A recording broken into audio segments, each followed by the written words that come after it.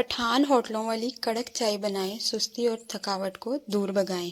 बिस्मिल्लाहिर्रहमानिर्रहीम, अस्सलाम वालेकुम। आज हम बनाएंगे कड़क चाय। बहुत ही ज़बरदस्त, बहुत ही मज़ेदार चाय। एक ऐसी चीज़ है जो अगर आप थकावट हो, अगर आप बहुत ज़्यादा आपको थकावट हो रही हो या फिर आप सुस्ती महसूस कर रहे हो, तो ये जो है आपकी सुस्ती और थकावट को दूर कर देती है। लेकिन शर्त यह है कि बहुत कड़क और बहुत मज़ेदार सी बनी हो। तो आज हम मज़ेदार सी चाय बनाएंगे। थकन, सुस्ती और सारी जो कायली होती है वो एकदम से भगा देगी।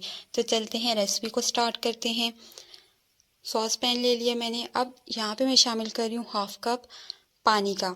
मैंने 2 कप चाय बनानी है, तो इसके लिए मैंने हाफ कप यूज़ किया पानी का। 1.5 कप मैं यहाँ पे डालूंगी दूध। तो यहाँ पे पानी और दूध को डालने के बाद हमने इसके गर्म होने का वेट करना है।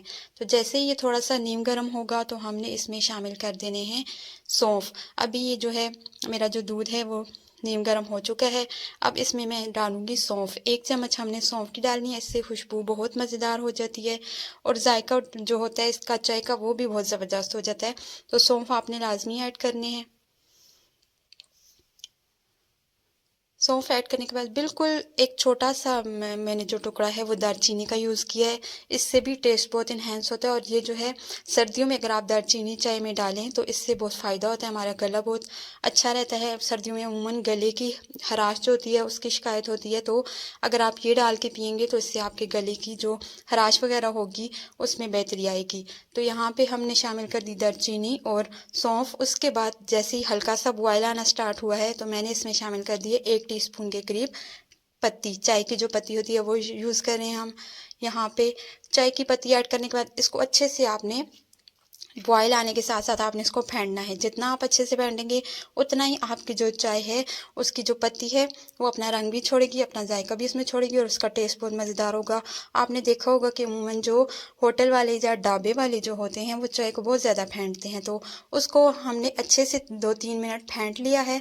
चाय को थोड़ा हल्की आंच पे हमने छोड़ दिया। अब यहाँ पे हमने डालना है पानी 2 से 3 टेबलस्पून ऐड करने के बाद इसमें जाएगा एक बहुत ही ज़बरदस्त सी चीज़, जिससे चाय का जो टेस्ट है वो और चाय की जो थिकनेस है वो ज़्यादा होगी, वो अच्छी होगी।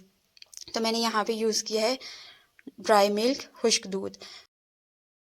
पानी में हमने इसलिए इसको मिक्स किया ताकि इसमें कोई गुठली ना बने। अगर हम इसको डायरेक्ट डाल देते चाय में तो इसकी गुठलियाँ बन जानी थी और इसने फिर सेट नहीं होना था। तो इस वजह से हमने पानी में इसको मिक्स करके तो तब चाय में डाला है। उसके बाद हम यूज़ कर रहे हैं चीनी आप अपने हिसाब से डालिएगा। मैं यहाँ पे तकरीबन 4 टेबलस्पून डालूंगी और ये बिल्कुल परफेक्ट मीठा था हमारे हिसाब से। कुछ लोग कम पीते हैं, कुछ ज़्यादा पीते हैं, तो आप अपने हिसाब से चीनी की क्वांटिटी को देख लीजिएगा। जितना मीठा आप पसंद करते हैं उस हिसाब से आप डाल लीजिएगा।